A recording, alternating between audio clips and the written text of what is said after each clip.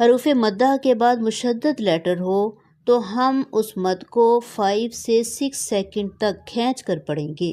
اور دوسرا، اس کے ہجے کیسے کیے جائیں گے، توڑ کیسے کیے جائیں گے؟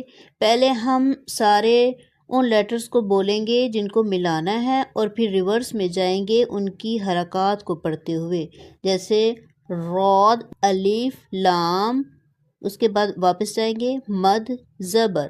اب ان کو جوائن کریں گے۔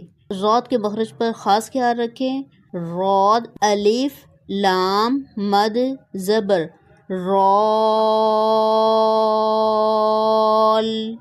لام، دو زبر لن، رولن۔